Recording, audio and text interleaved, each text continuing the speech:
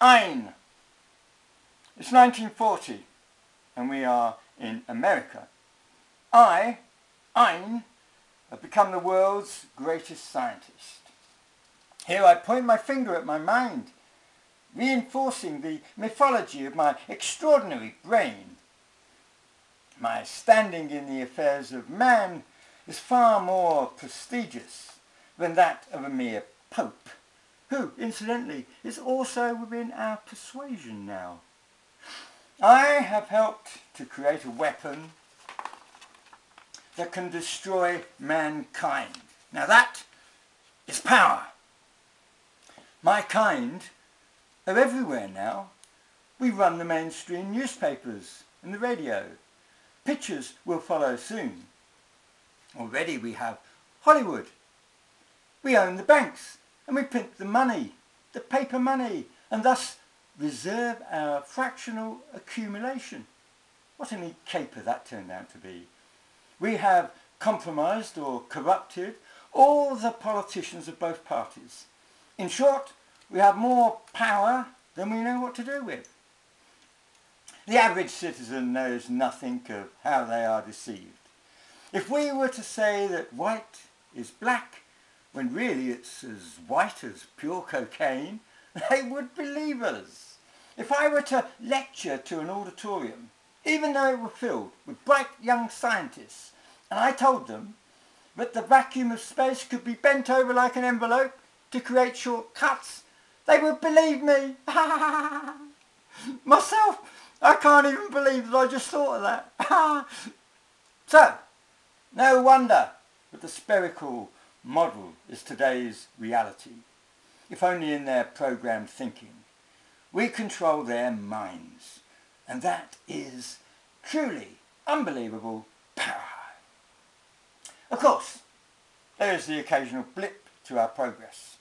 Isn't it always so? For instance, there was the Michelson-Morley experiment. Oh, how I detest actual experiments! These two upstarts, they bounced light around from mirror to mirror on a turning table and thought that they had proved that the earth is absolutely still. It was a narrow squeak. Some scientists, not yet embraced by our societies, were thrown into confusion for a time. Naturally, they came to me. And I came up with my theory of relativity. And that was it. Crisis over. Brilliant. In one fell swoop, I proved that hardly anything can be measured and that therefore nothing can be proven. And of course, no one could understand my theory, as it's immensely complicated. I explained, as everybody knows, that I do have a brain that is beyond understanding, relative to anybody else's. So, my theory left M&M, Michelson and Morley, without proper names in the scientific community. It was game, set and match, using a round, fluffy ball on a perfectly flat tennis court. I have two sayings, which make me smile like a concave vanishing point. 1. If one of my theories doesn't quite work, blame it on gravity. This works because gravity can do, well, what can it not do? And secondly, you couldn't make it up, but I do. Oh, I'm encrypting and miniaturising this. I suppose it's something like a confession. It will be hidden somewhere under my skin. And when my time is up, I've given orders to embalm me and then to eventually send me up to the firmament or heaven in a rocket. Anyone reading this must be a victim of someone else's imagination.